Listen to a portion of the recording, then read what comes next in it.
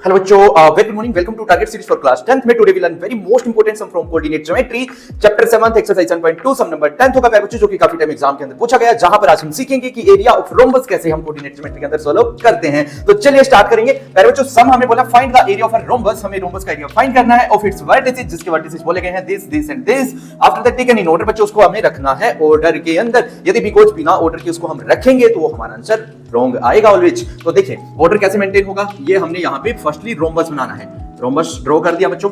अब ये जो है ए है, ए के बाद यहाँ पे बी आएगा, देन सी आएगा, देन डी आएगा। अब ऐसा नहीं करना है कि वैल्यू हमने ए की 3,0 रखी और यहाँ पे सेकंड वैल्यू हम यहाँ पे रख रहे हैं, नहीं, सेकंड वैल्यू यहाँ पे ही रखनी होगी बच्चों आपको, जो कि 4,5 रहेगी। देन सी की वैल्यू जो है बच्चों -1,4 यहाँ पर आएगी। आफ्टर दैट जो वैल्यू डी की है वो हमारी यहाँ पर आएगी, राइट प्यारे बच्चों, यहाँ तक क्लियर है। अब जो एरिया होता है बच्चों, उसके अंदर हमारा मेनली ये इसके डायगोनल होते हैं, वो भी मैं आपको बताऊंगा एरिया क्या होता है, ठीक है। ये इसके डायगोनल है जो कि AC एंड BD रहेगा।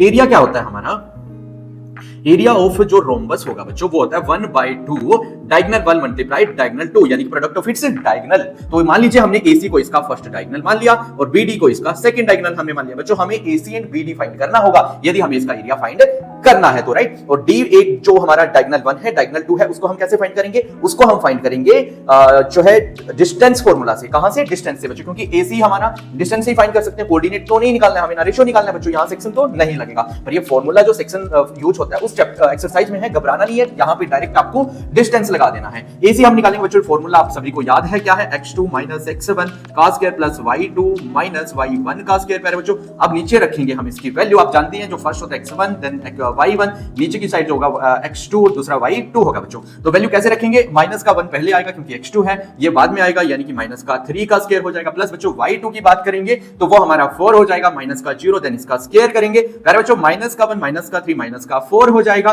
प्लस 4 का भी स्क्वायर हो जाएगा, राइट। 4 4 जा 16, आफ्टर दैट 4 4 जा 16, 16 दोनों में कॉमन आ रहा है बच्चों, हम क्या करेंगे ना 16 को कॉमन ले लेते हैं। हमारे पास 16 के प्लेस पे 1 बच जाता है, इसके प्लेस पे भी 1 बच जाता है, 16 को हम लिख सकते हैं 4 का स्क्वायर। अब रूट के अंदर है बच्चों 1 + 1 जो है वो 2 हो जाएगा, स्क्वायर से रूट कैंसिल हो जाएगा, 4√2 बेसिकली हमारा AC जो कि डायगोनल 1 है वो हमने फाइंड कर दिया बच्चों। अब हमें निकालना है BD, तो BD के लिए हमें यहां पे अगेन जो डिस्टेंस फार्मूला, ये हमारा x1 है, x2 है, तो यानी कि हम इसको फर्स्ट लिखेंगे -2 -4 का स्क्वायर करेंगे प्यारे बच्चों, देन 5 माइनस माइनस प्लस हो जाएगा हमारा 1, देन इसका स्क्वायर कर देंगे, राइट। यहां तक क्लियर होगा बच्चों आपको, ठीक है।